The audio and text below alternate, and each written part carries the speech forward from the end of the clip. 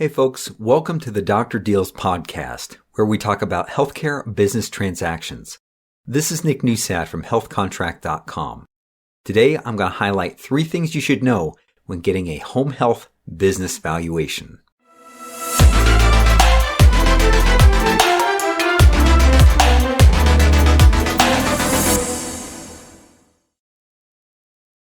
If you're transferring ownership in a home health agency to a living trust, an investor, or any other type of buyer, there are a few reasons you might need a home health business valuation.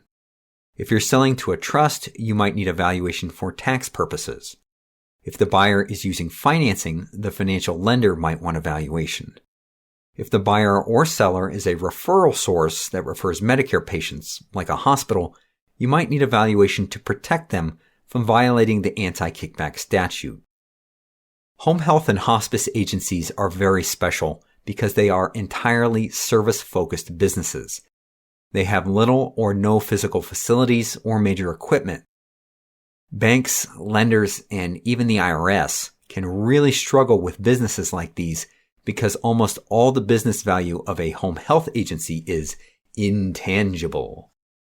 Since home health business value is usually 99% intangible, the professional performing your valuation really has to know what they're doing.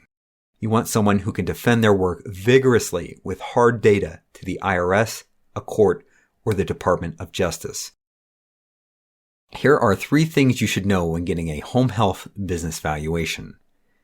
Number 1, before you hire a business valuator, ask if they will pull the last 3 to 5 years of Medicare cost report data for all the agencies in your market.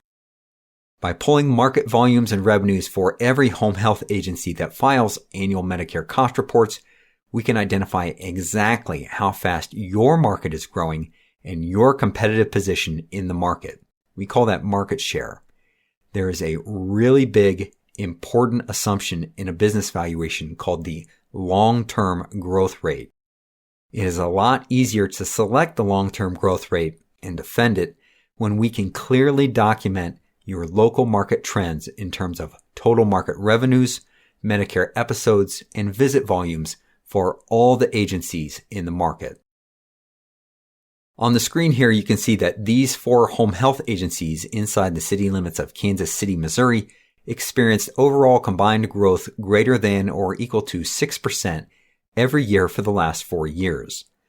The 17% pop in 2021 was clearly a bounce back from the COVID-19 pandemic, but I still think we could get very comfortable with a 6% long-term growth rate for the home health market in Kansas City, Missouri. What I'm trying to tell you is don't let your appraiser just stick an arbitrary 2% long-term growth rate in their model. This can impact your valuation a lot. Tell your appraiser up front that they are required to identify the real growth rate of your market. Number 2, it is absolutely critical to have access to directly comparable financial ratios for at least a few dozen other home health agencies just like yours. Ideally, these will be home health agencies that are the same size and have similar payer mixes as yours. These market comparable home health agencies can be in your market or similar markets. Because there are few physical assets, home health business valuations rely heavily on financial ratio analysis and benchmarks. Your business valuation can have massive adjustments that increase or decrease your business value based on your financial ratios. Example ratios include your days of expenses held in cash on hand, accounts receivable ratios like days of sales outstanding, debt and liability ratios, and various expense ratios, including staffing and labor ratios. On the screen, I'm showing just a few types of market benchmarking ratios we would pull if we were valuing a home health agency in Missouri with $5 million to $7 million in annual net patient revenues.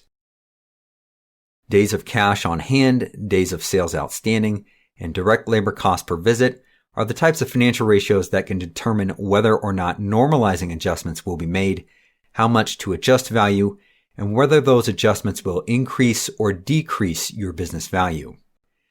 Using Medicare cost report filings, we can identify the very best comparable agencies for benchmarking. We can search over 9,000 U.S. home health agencies to find those that are the same size or in the same or similar markets and with the similar payer mix. Number 3. As I'm sure you know already, home health agencies are subject to many different reimbursement and regulatory factors.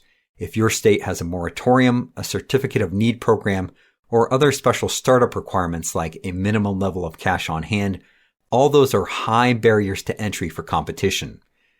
High barriers to entry for competition should be factored into the company-specific risk profile of your business valuation's discount rate buildup to increase your business value.